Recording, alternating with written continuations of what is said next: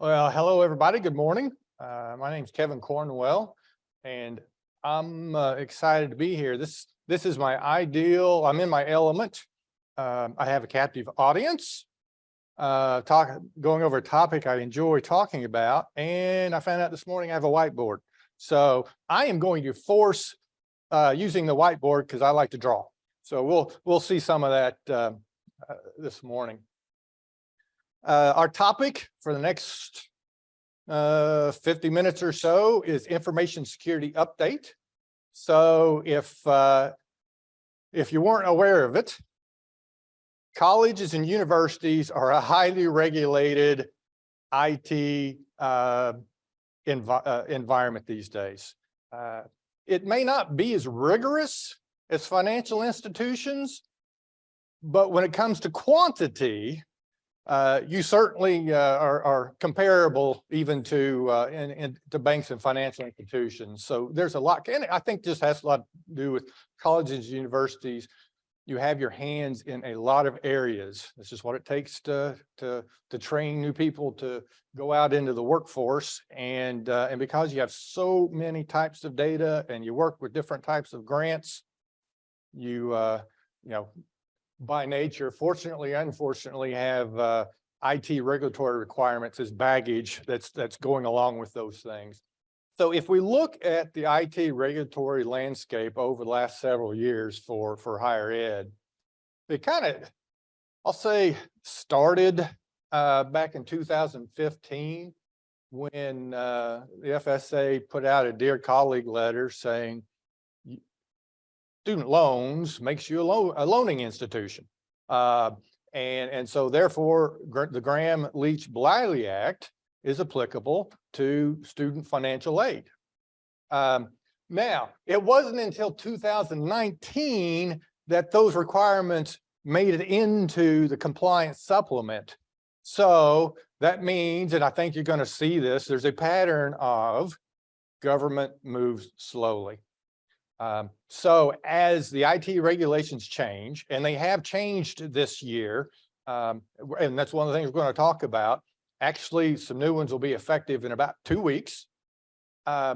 When that rolls down to you, where you get graded, i.e. audited on those, is a whole nother story. But you see this pattern where it just takes some time for these to ripple through. The undeniable fact, though, is there are plenty of IT regulations today, and more are coming. You can take that one to the bank. Now, you'll notice at the end of 2020, I think that was in December of 2020, the FSA released another Dear Colleague letter that said, you know what, we're going to start measuring your IT security program using the NIST 800-171 guidance framework.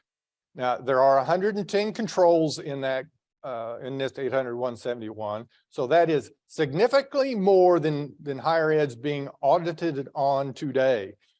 Today, in GLBA, depends on how you slice and dice it, there's 5 to 10. So that's a big jump. Well, I've not heard anything else since December 2020 on that. It's almost like it was an announcement and somebody swept it under the rug for whatever reason. It doesn't mean it's not going to pop back up. It will pop back up in certain types of grants. Actually, it's already there in certain types of grants, and we'll talk about that a little bit later. But when it comes to student financial aid, it looks like what's on the horizon is a much more stringent set of requirements, but not today. And if you look at the timeline, it could be four or 5 more years from today. I wouldn't be too concerned about it today, other than kind of planting that back your mind, knowing it's just going to get a little bit more complicated. Now, in 2021, the FTC, which is really the oversight component for GLBA, Department of Ed and FSA kind of sit between, but it's really the FTC that issued GLBA and is the enforcement agency for GLBA. So what that means is if you don't pass your GLBA single audit requirements, that really goes to the FTC and they decide what the ramifications are. To me, I think that puts a little bit more teeth on it than the Department of Education. I think the Department of Education is a little bit more sensitive to budget and resources in higher ed institutions. So, and the FTC is just not going to be. I'd rather it stayed at the Department of Ed level, but that's just not the case. Now, so they issued in 2021 is when the new security guidelines came out from FTC, but they really don't come into effect until June 9th, again, in a couple of weeks. So you can see this timeline. It takes a couple of years at least for anything new to change. And we'll look at what those changes are. That's kind of the starting point for this. Now, and here's where I get to use the whiteboard. There's a distinction here that I'm not going to make too clearly as we go through these updates. Part of it's for simplicity. Part of it is, well, here, let me draw, because that's what I really came here to do, was draw. So here's the safeguards rule.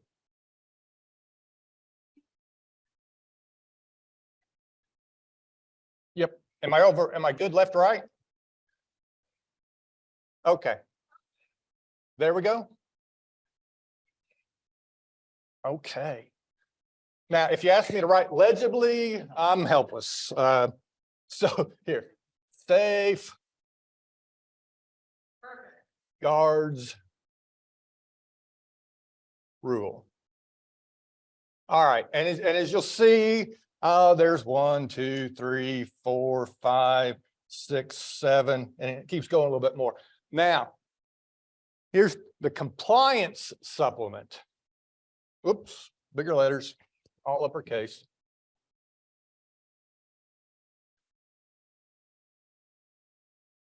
Compliance supplement. All right. The safeguards rule is what you are required to do by law. The compliance supplement is what you get audited on during the single audit. Now, as an IT auditor, on the record, I'm going to tell you, you got to do all of these. Boom, boom, boom, all down the list. Now, as your friend who knows you have limited money and resources, and you take this, you do what you want to do with this, the compliance supplement currently today only measures you, and I'm putting it high level, on 3 things. All right. So what you have to do, what you get audited on. And I'll even go out to say, if it were me, that's what I would prioritize my efforts on, are the things you get audited on. But for our discussion today, I am lumping all these together and not really making a distinction. Because again, at the end of the day, you're supposed to be doing all of them. All right, so I've got some color coding in here to try to communicate a lot of information in the fewest number of slides possible. So you're welcome.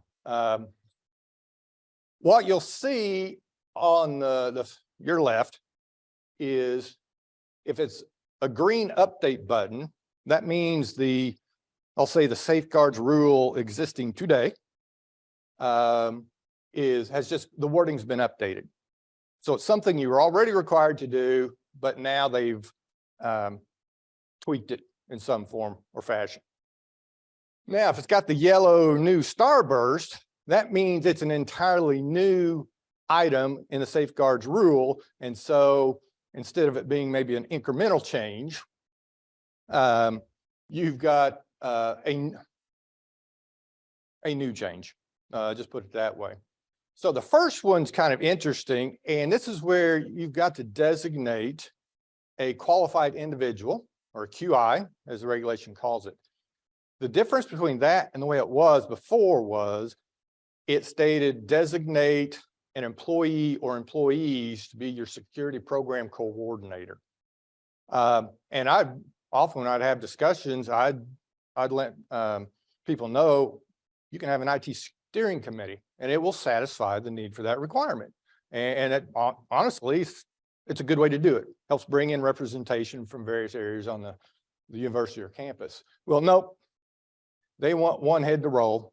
So if it's got to be down to one person, and that's the only reason I can think why they did this, is they want accountability and responsibility and to be able to point at one person if your security program is not meeting all these needs. And remember, like I said, it's the FTC that's the regulatory body who's really going to decide how non-compliance impacts your student financial aid program.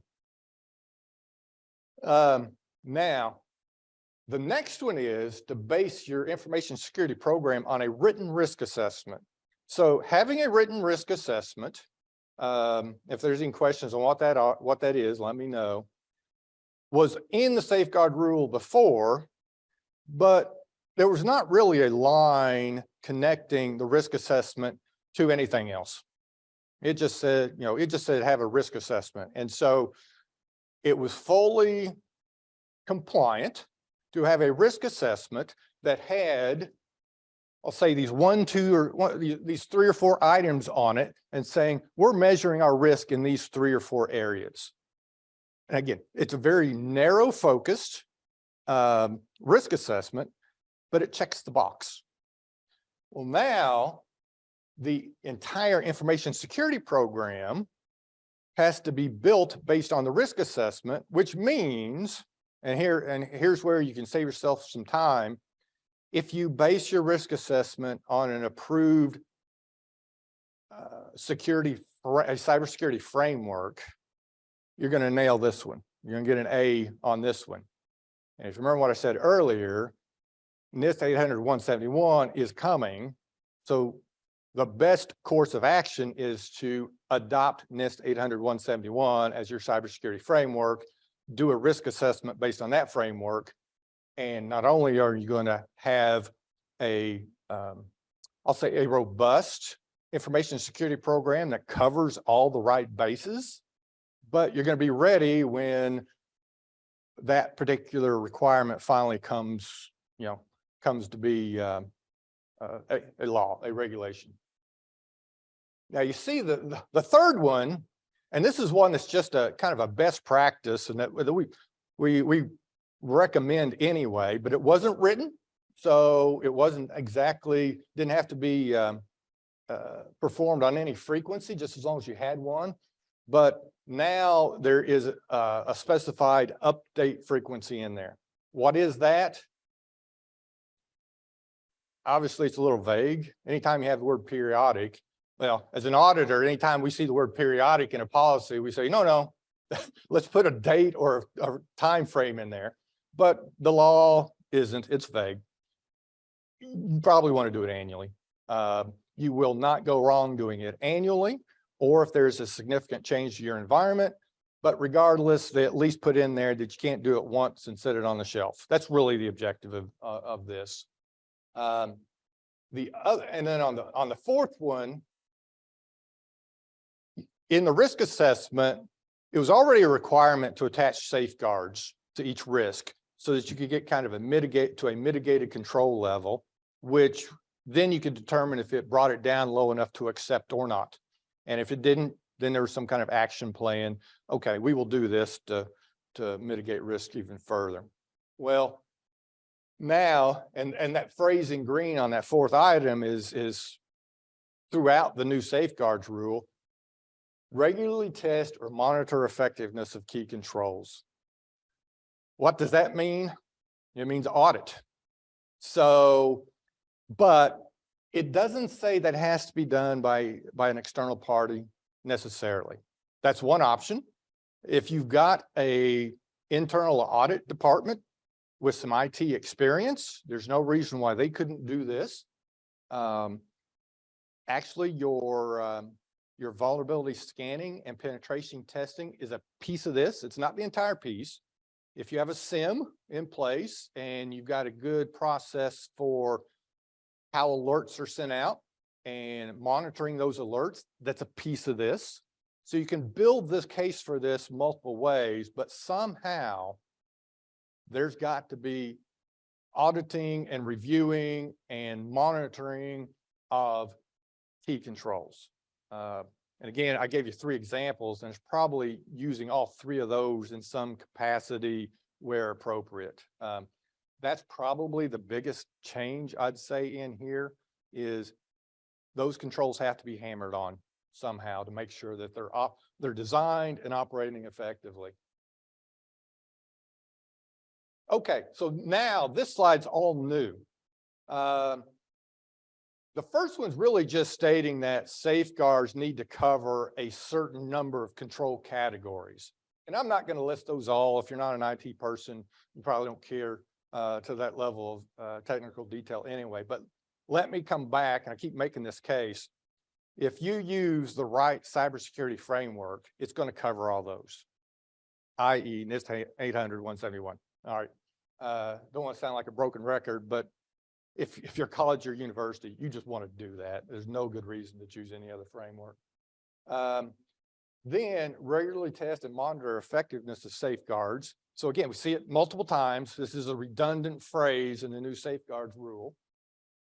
And annual penetration testing and vulnerability assessments. Now, just to clear the air here, vulnerability scanning and penetration testing are not risk assessments. And I often see that confusion or misunderstanding. So that's why I want to kind of spell it out here. If you take a risk assessment, let's say the NIST 800-171 framework that has 110 controls, 6 or 7 of them relate to vulnerability scanning and penetration testing. This is a very important piece of an information security program, but it's 10%, it's 7% of an information security program at best. Again, highly important, very critical. That's why they've got it in here now, but that's not your risk assessment. And that's not going to satisfy all of the items above on regularly testing. Again, important piece. I can't stress how important it is, but it doesn't cover as many bases as a lot of people think it does. Now you see over here on the right, this is one of 2 of the new safeguard rules where it's only applicable if you have 5,000 or greater pieces of data, students of information. So smaller higher ed institutions aren't required to do this. Now the next one, I'd argue was strongly implied in the old safeguards rule. Now it's spelled out in black and white, and that's to have policies and procedures, IT policies and procedures. And if you're not familiar with Compliance Forge, and I'm not selling the product or anything, we do a lot of policy development. They have policies that start with all the right terminology for NIST 800-171 that are going to allow you to go back. So if I go back here and say, base your information security program on a written risk assessment, that includes all those technical controls and in policies and procedures. If I take a template that's designed on NIST 800-171, I've just woven all 3 of those items together. I have a comprehensive, holistic, consistent standard set of policies and procedures. So make it easy on yourself and not try to recreate the wheel in this area. They're not cheap templates, but they will save you a tremendous amount of time. Provide personnel with security awareness training. I think most higher ed institutions that we work with are already doing this. You recognize the value of it. Again, what's the weakest link in the security chain? Yeah, it's the people. It's the people. So we've got to do something to try to reduce the risk at the user level. We'll never get to 0 on that, but training is showing a coordinated, definable, documentable attempt to do that. Now, the second one builds on that, and that's to use qualified information security personnel. So we've got our average user doing their day-to-day job, and we want to train them not to click on phishing email. Well, the personnel in the IT department, they're the ones that are responsible for implementing the security program. They need more in-depth training, whatever that might be. How to properly configure a firewall, having standard baseline configurations when deploying switches, setting up a new server, those kind of things. And hopefully, IT personnel are included in this. Healthcare data is in most colleges and universities. IT can probably get to it. They're probably responsible for maybe backing up the data or providing support to users on those applications. So IT personnel usually fall into the category of needing HIPAA training to meet those requirements. But anyway, the point being here is the IT personnel have much more technical security training, whether it's certifications or training material. This doesn't have to be internal. It's all right for this to be outsourced. And if someone asks, all right, who's your expert that lets you know that is or is not a good security decision? There's nothing wrong with having an outsourced resource to be able to provide that input. But somebody's got to do it. You got to point to somebody who just knows a little bit more and can understand things at a technical level. The next one's really building on that. It's kind of redundant, but the fact that they spell it out twice, I think, emphasizes the importance of it. And that they are keeping that training updated. So I know budgets are tight and training may be difficult to do. There are plenty of options out there that might be more affordable that still fall into this category. I mean, attending forums, user groups, those kind of things would still qualify in here. But the point being is IT security personnel's competence isn't supposed to get stagnant. Keep it refreshed, keep it up to date, because we all know technology is changing on a pretty fast basis, which is why IT regulations are coming your direction at almost as fast a pace. All right, so we have a couple updates and two new ones on this one. So before, there was a requirement in the safeguards rule to oversee third-party vendors. So typically you want to think of service providers that might be hosting your data or managing the data or hosting your systems. And so typically I found that most colleges and universities, well, here, I'll put a disclaimer. They've got a pretty good process in vetting new vendors. I think we had a discussion before we got started how difficult it is to become a vendor for higher ed. I'm going to say this, but it's a good thing till it's annoying. But there's a good intent behind it, and one of those is to vet out and ensure those vendors are reliable and they're going to meet your expectations. So we can all just tell yourself that the next time you have to go through that process. Maybe it'll make you feel a little better. But you're supposed to do that. What they've added, though, is periodically reassessing that relationship with the vendor. Just going through the RFP process and the vendor approval process initially is not sufficient. So what I do is I would identify critical vendors, critical IT vendors to reassess. And how critical is defined, you get to define that. It's up to you. Typically, we define it based on how important they are to operations and whether they have sensitive data. And if you wanted, those are the only two criteria you have to apply. But again, it's entirely up to you. That way you have a manageable list. You don't want to do it for every vendor you have. It's not practical. But if you can get that list down to, I don't know, a handful or two handfuls, whatever, and reassess them, and again, periodically is vague. I don't like vague, but at least annually is what we recommend. And that's just going to involve, it might be asking some questions of their IT folks. It might be asking for a SOC report and seeing if they got a clean SOC report. or something equivalent, but some form of making sure they are still meeting your expectations when it comes to security, confidentiality, privacy, maybe availability.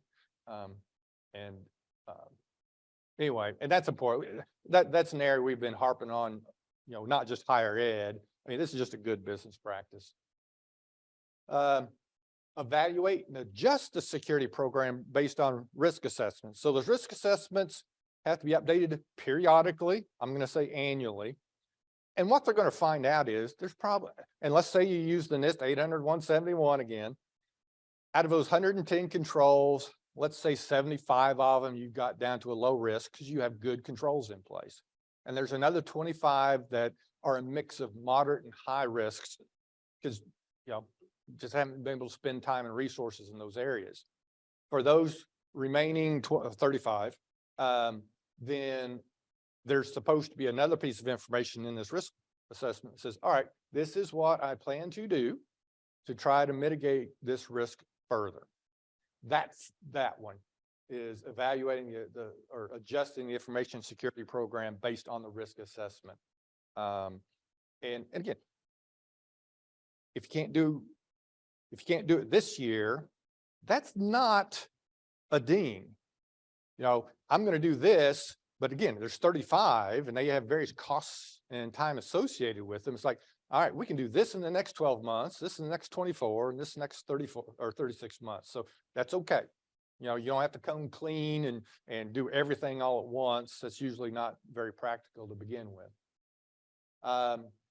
The next one, which is new, is to establish a written incident response plan. So it's kind of interesting that on an earlier slide, they say you will have documented IT policies and procedures.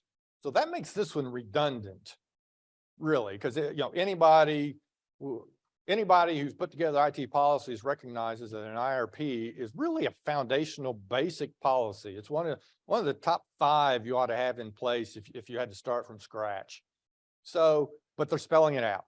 That means they're putting a higher level of import on this one. So again, incident response plan. This is the other one on here that's really not applicable to smaller higher ed institutions. Got to have 5,000 or greater pieces of people, students or alumni in student financial aid data. And then the last one is requiring the QI to report to the board or equivalent authoritative body annually. So this would mean that, and what that looks like and what they report is not specified, but it's kind of just the status of the information security program. And have that in the meeting minutes that the board was educated on that. Any questions on any of the new safeguard rules before we move on? All right. So if we look at a summary of the changes, we've got 5 today, and there's 9 under the new regulations. Now, even though my slides on the last 3 slides add up to 16, some of those are sub bullet points under a parent item, but it's really 16 or 9 parent bullet points. Yeah.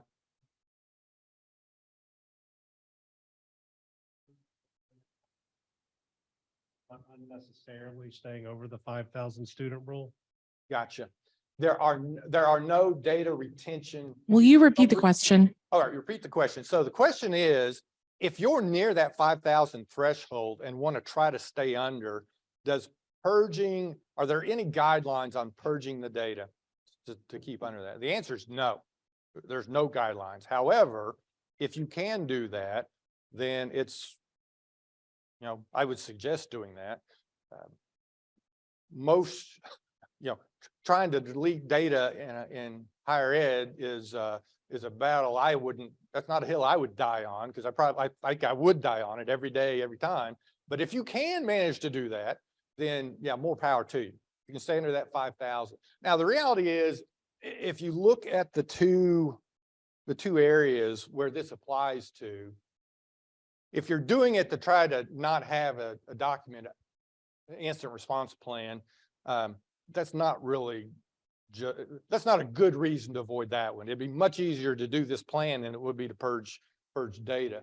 And then the other, what was the other one? The penetration testing and vulnerability assessments. So there's a real cost to that one. They're typically not too, well, they can be, but the price on that's pretty wide range. This is one of those that, again, what you end up not doing by to have to go through the data purge process, I'm not sure it's worth it. These are just great things to be doing anyway. But the answer is yes. If you can avoid it and you can, why not? So if you look at the timeline, it's kind of hard to see, but today we've got the three technical elements that are audited. Now, even though this becomes effective in 2 weeks, and here's where I've got this crystal ball disclaimer, so I'm looking into the future. I'd say the chances of any of these changes making it into the 2023 compliance supplement are 0%. Yeah, I'll go out and I'll say that it's not going to happen. We see government moves too slow. So I'm anticipating the single audit this year for GLBA compliance will be the exact same as it was last year. No changes necessary. But if you look, remember, if you look at this, it's what you're required to do versus what you get audited. As of June 9th, those are in effect. They are required. You're just not going to get audited on them. Now, what's likely to happen this time next year is, at the very least, the compliance supplement will take those 3 technical elements and take the updated wording and apply it to the same 3. So what that means is, at the very least, you will need a qualified individual, one person who's your security program coordinator. You will have a risk assessment that is updated periodically. And I think the other one changed the same or stayed the same. So, so that's most likely what we're going to see in next year's compliance supplement. However, I got to say the disclaimer, all of this is fodder for inclusion. It's still required regardless of whether it gets audited or not. And then, so again, trying to prepare you for how to, for that next single audit. This one, I'd treat it the same as you have in the past. Okay, well, here's what I just said in a picture format. So the NIST 800-171 that we last heard about in December of 2020, this is what it was trying to do: protect controlled unclassified information, which that is a Department of Defense term that we just kind of need to interpret means sensitive data, sensitive and confidential data in our world. And the goal was they were going to have higher ed institutions do a self-assessment and report on that. And they were going to use that information to determine how to roll out NIST 800-171 as some kind of compliance requirement framework. We've not seen anything more. And again, so if they still have an order of events, we haven't even seen the first action item they said they were going to do. And until that starts to happen, this is just something that's going to happen in the future. I have no idea about the timeline on that.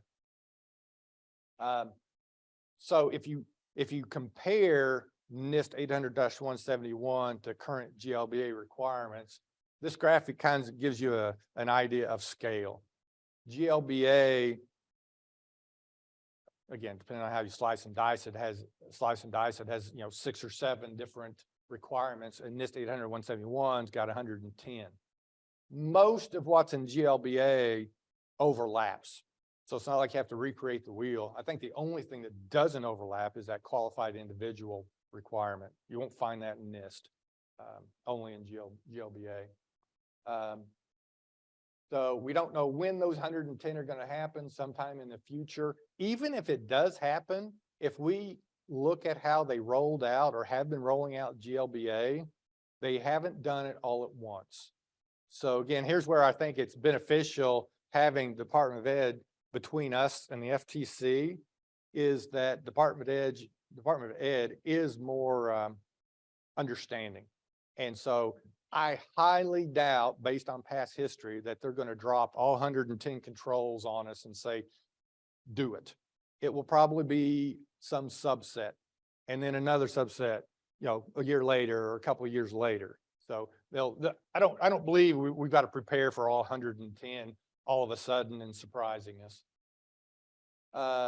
So we don't know if there will be future audits with NIST 800-171 in mind. We don't know if it's going to replace GLBA requirements or just be additive. We could probably measure how much additional compliance overhead this will create. It won't be a small thing, but still there will be resources required, and we don't know the timeline. And again, because I haven't seen that self-assessment piece come out yet, even when that comes out, I suspect we're still 2 to 3 years out from it actually hitting and making an impact.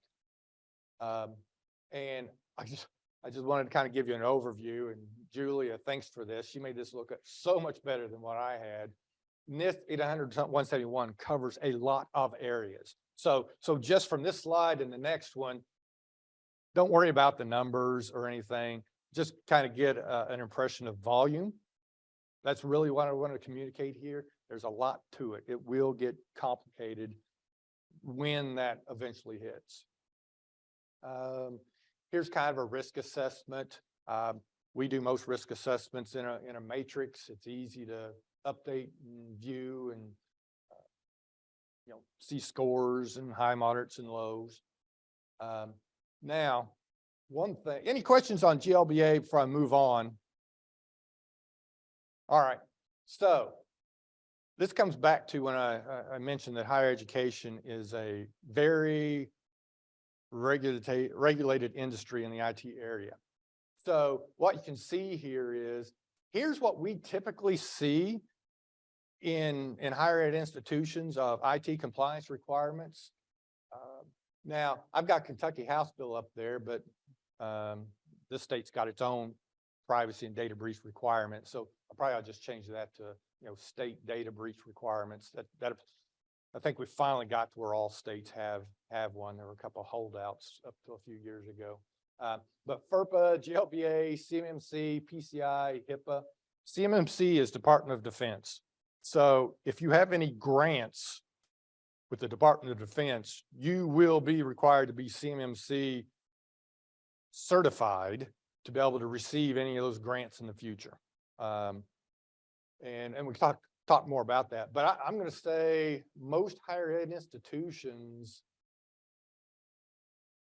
probably have 5 of these off the bat. I think CMMC is usually the one that, sometimes they do, sometimes they don't, but you've got 5 to 6 of these. I've got them in green, some in green and some in blue, because some actually have some financial impact while others don't. And you didn't hear this from me, but if I was going to prioritize my security program, I think I would prioritize it towards the one that are going to bite me the hardest if I don't comply. So the first one's FERPA, which, if not compliant with FERPA, that will result in loss of federal funding. GLBA, if you're not compliant there's the possibility you will lose Title IV funding. And then CMMC, if you're not compliant there, you just won't get grants. Now, the other 3 typically don't have or won't have much of a risk of penalties for higher ed. The first one with PCI, the real teeth the PCI authoritative body has is if you fail to be compliant, is they will take away your ability to process credit cards. Well, that hurts them just as bad as it does you, so they never do that. You know, there might be fines, but the reality is, and we could look at some past data breaches, you know, over the last 10 years, huge ones that affected some retail giants, and they never stopped their ability to take credit cards in those organizations. Because again, that hurts them as much as it hurts the organization. So that's almost a 0% possibility. The next one on HIPAA, there are fines, and they've recently revised the fines based on PHI data breaches. But I don't think colleges and universities are really on the OCR's radar. You just don't, you don't deal with enough, I'll say patients or healthcare data to make it worthwhile. That there are bigger fish out there that they can look at. So there you're probably okay, just because you're flying a little bit under the radar. And then the state data privacy, I've yet to see where there's any serious ramifications. Most of the laws across the states are, I don't know, ambiguous and vague, and you know, even in Kentucky, the real penalty is they'll bring you in and interrogate you. They don't say much after that. So anyway, the top three might hurt you in the pocketbook.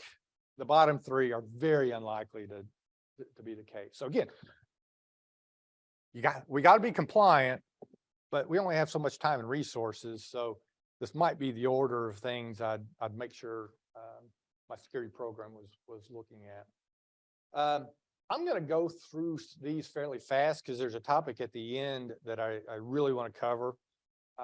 So what we've noticed is policies and procedures. So if we go back to that 6 list of IT regulations, one thing they all have in common is having IT policies and procedures.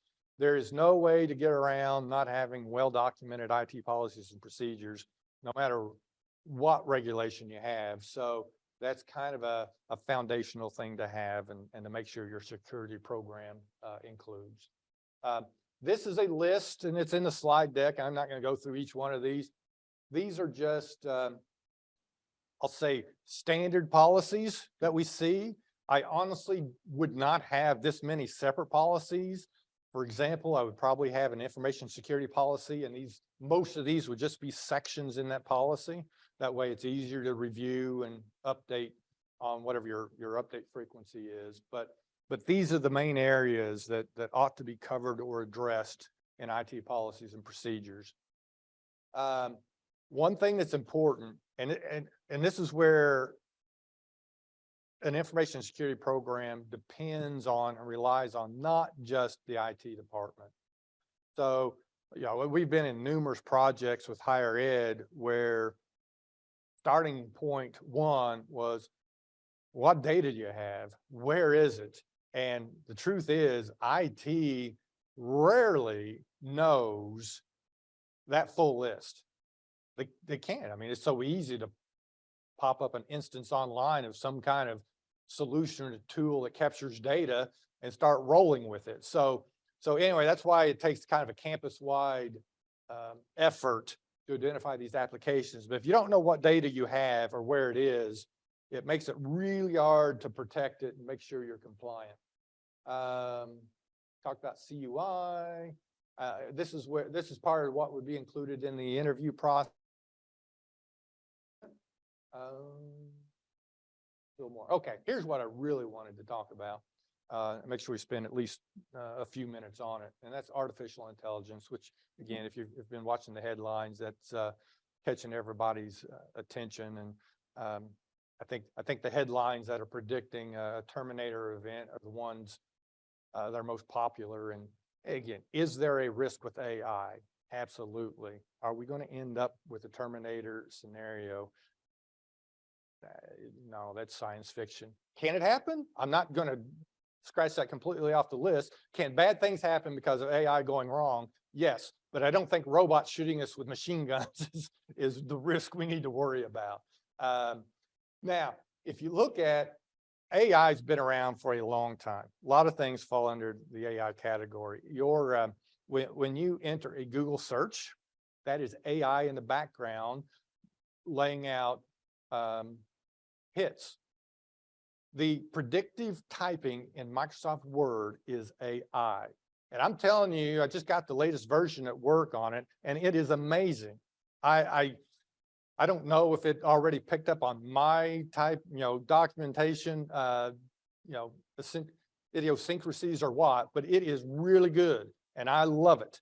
So AI has been helping us for a long time, and yes, it's getting more powerful. And it's a good reason to pay attention to it. But anyway, back in 1970, it was predicted that teachers were going to be replaced in 5 to 6 years because of AI. That did not happen. I could say, well, apps like ChatGPT, what they really are the evolution of search engines. Not only did you ask for something, but they can give you a lot of information, detailed, specific information based on some parameters you throw its direction. But it's just a search engine on steroids, a good one, impressive one. But, again, don't think of it as a Terminator robot. Think of it as things that help us do our job. Now, the impact to academics versus administration, the reality is, I think it's going to have a bigger impact on, and this is crystal ball, I probably should have had one on there. I think it's going to have a more of an impact on the administration side. It will impact both, but from the administration standpoint, how you identify potential student candidates, how you communicate to them to improve their interest level in your institution, how you identify I'll say a risk student, a student of dropping out because they're getting less committed. Those are things AI is going to help with. And yes, that's kind of academic. When I think of academics, I'm thinking more of the teaching, the providing the education. Administration is the enrollment and keeping them enrolled and making sure they're engaged in the institution. That's really where there's going to be a huge amount of benefit to higher education with AI. Taking lots of data and pulling it together and making decisions on that. That's just too much volume for a human brain to do. The AI can do that. And I can't even read that last, to embrace or not to embrace. The reality is, I think this is a technology that we don't have a choice. It's coming, and it will change our lives. And so here's a quote from this, Chris Dede, I think is how his name's pronounced. But anyway, he's a leading expert in AI in the higher ed area. So that, AI will make up things when it doesn't know them. Kind of like a not very good student trying to fake out the teacher. So here's an example, and I thought this was pretty interesting. A college professor, the way he grades papers that are submitted is he looks at the what's the reference section, bibliography. ChatGPT makes that up. None of the bibliography is accurate. So all the professor has to do is go to that section, click on the link, and see if a web page pops up. If it doesn't pop up, this person used ChatGPT or something equivalent to make it, because that AI is not smart enough to put in the right biblical or graphical references. It may make this paper look really good, coherent, and it fits the criteria the student put into it, but ChatGPT is not going to do the research to reference where all that information came from. It just, it's making up all that information. So anyway, the point being is AI is a great thing, or can be a great thing, but it will always require human being intervention. And when human beings and AI are working together, we can accomplish things that, we could not accomplish before. So I'm trying to put a positive spin on it to counter what the headlines are saying. Sure, there's risk, but there's a lot of potential benefit coming from AI. All right, any questions? All right, well, thank you very much.